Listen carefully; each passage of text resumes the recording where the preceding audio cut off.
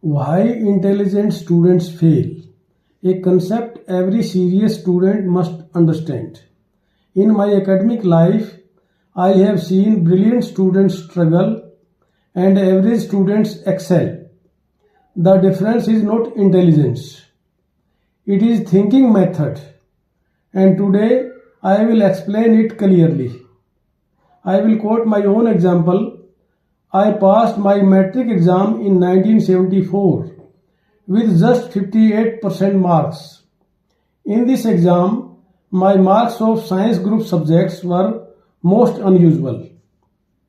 Marks were 17 out of 50 in physics, 25 out of 50 in chemistry, 50 out of 50 in mathematics.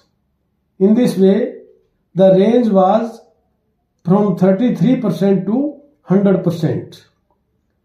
Later in university exam, I could reach up to A grade in both physics and chemistry along with mathematics. Good students are not born, they are trained, and you can train yourself too. Training is for self-management and for best use of potential of talent into performance. Common student misconception. First common misconception of the student is intelligence is equal to good marks. But it is not true. It can be explained by quoting the example of nice racing car. Suppose you are having a nice racing car and you are not able to drive it, then its performance will be zero for you. It has been reported that 45% high IQ students are underachiever. Second misconception of the student is more the time spent, more will be success. Here I would like to point out the case of fixed mindset. Some students are having fear of failure. That is why they are using more time. They are devoting more time for reading instead of self-testing. Here, direction of the effort is more important than the duration of the efforts. Third misconception is, if you have joined the coaching, that is the guarantee for the success. But this is not true. Most coaching are promoting shortcut tricks for passing a specific exam instead of deep learning concept. Coaching is helping the students in this way. Suppose you want to learn swimming, they help the students to cross the river with the help of life jacket instead of learning swimming. After knowing the truth of misconception, now I will discuss what actually works. These are the 4 strong pillars which are helpful in converting our potential into performance. First pillar is structured thinking. We know that our mind is afraid of cognitive load. So we should divide difficult chapters into topics, into concepts, into diagram. Like we should read books like eating pizza, not like a burger. Completion of a even small piece of work that will encourage our mind. Study is marathon, not a 100-meter race. Second pillar is concept linking. We should think while reading. This is known as big picture learning. We should try to link the present learning with our old understanding. Third pillar is self-testing. This is most essential for converting potential into performance. But unfortunately, this is being avoided by 78% students. What is the concept of self-testing? We should explain a topic in 2-3 sentences. If we are able to explain, then we have understood it well.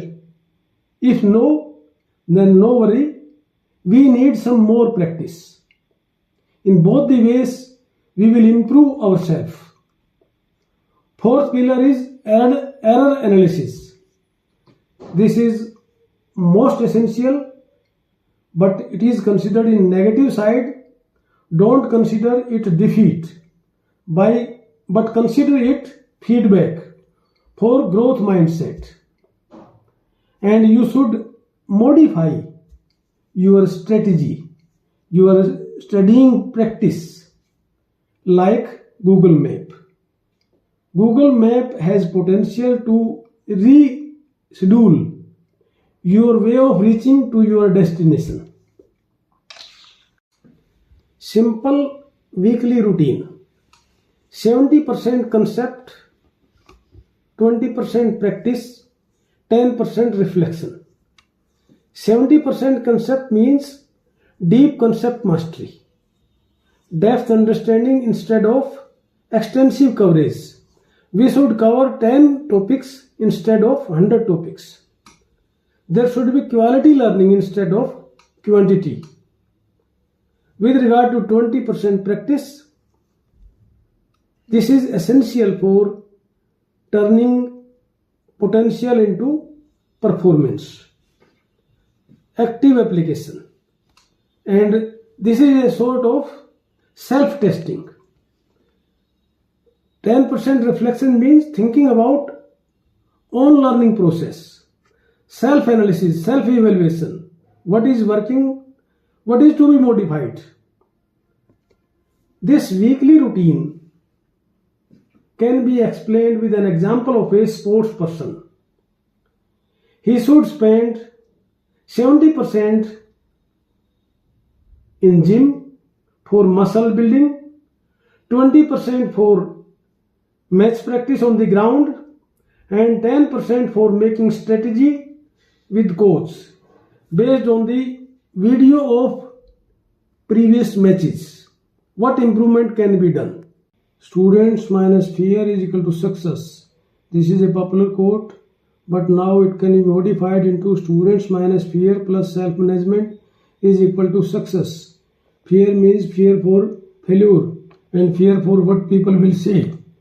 There is another universal truth: nothing is impossible.